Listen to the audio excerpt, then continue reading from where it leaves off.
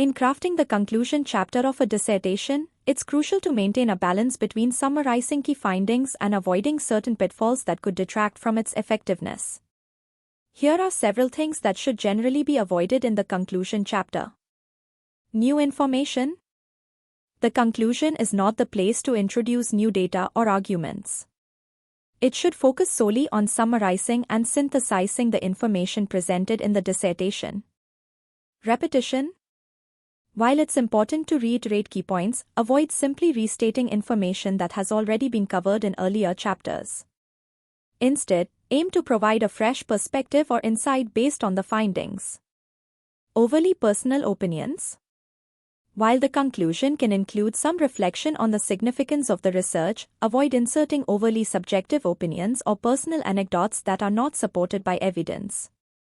Apologies or excuses. It's not the place to apologize for any limitations or shortcomings in the research. Acknowledge limitations in a neutral manner earlier in the dissertation, but focus the conclusion on the overall contributions and implications of the study. Excessive detail. Keep the conclusion concise and focused. Avoid delving into unnecessary detail or rehashing specific methodologies or data analysis techniques. Ambiguity. The conclusion should provide clear and definitive statements about the implications of the research and its contributions to the field. Avoid vague or ambiguous language that leaves readers questioning the significance of the findings. Generalizations without evidence. Any claims or assertions made in the conclusion should be supported by evidence presented earlier in the dissertation.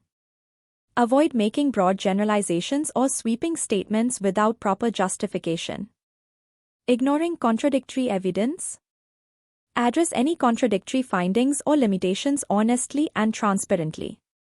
Ignoring conflicting evidence can undermine the credibility of the research and the conclusions drawn from it.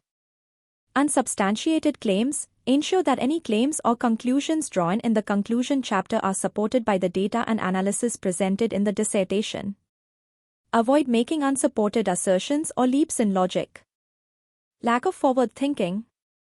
Conclude the dissertation by discussing potential avenues for future research or practical implications of the findings. Avoid ending abruptly without considering the broader implications of the study. Thanks for watching this video. For more such tips, stay tuned to our channel.